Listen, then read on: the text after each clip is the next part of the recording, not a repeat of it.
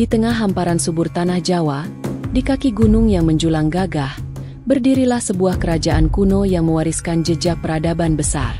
Inilah Kerajaan Kanjuruhan, sebuah kerajaan bercorak Hindu yang berpusat di wilayah yang kini dikenal sebagai Kota Malang, Jawa Timur. Sejarah mencatat, jauh sebelum kebesaran kerajaan-kerajaan besar di Nusantara, Kanjuruhan telah menjadi pusat kekuasaan yang diperhitungkan.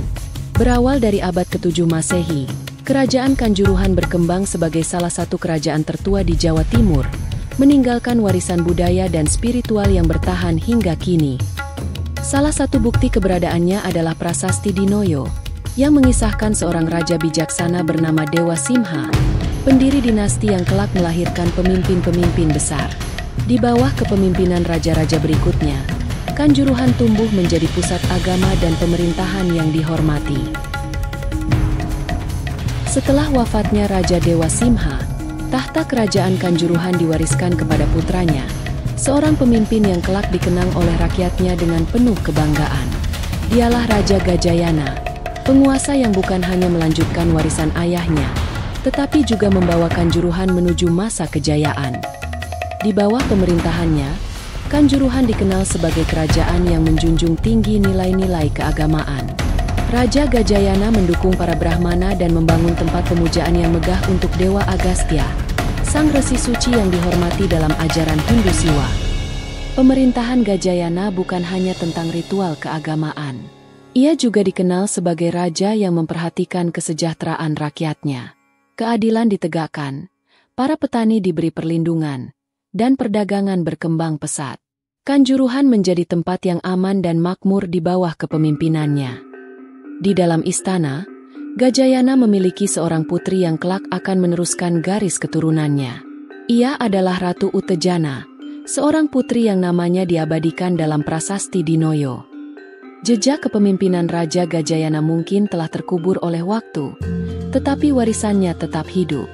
Dari prasasti hingga candi, dari nama yang tertulis hingga kisah yang diceritakan turun-temurun, Kanjuruhan tetap menjadi bagian tak terpisahkan dari sejarah Nusantara. Setelah kepemimpinan Raja Gajayana, Kerajaan Kanjuruhan memasuki babak baru.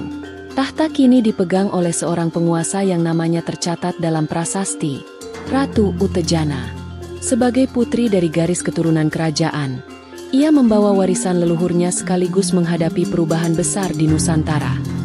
Di bawah pemerintahannya, Kanjuruhan terus berkembang sebagai pusat kebudayaan dan keagamaan.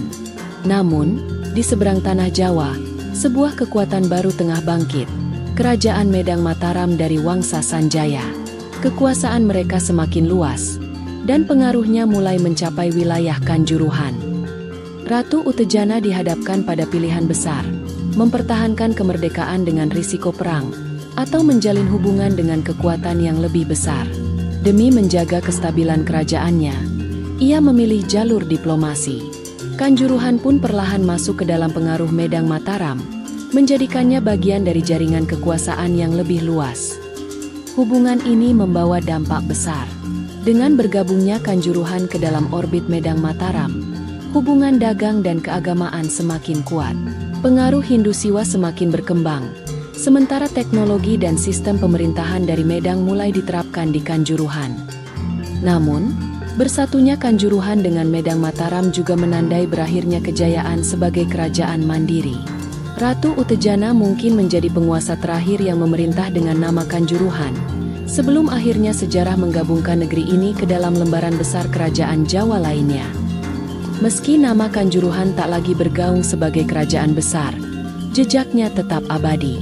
Dari prasasti hingga candi, dari legenda hingga kebudayaan yang diwariskan, sejarah Kanjuruhan tetap hidup dalam setiap sudut tanah Malang.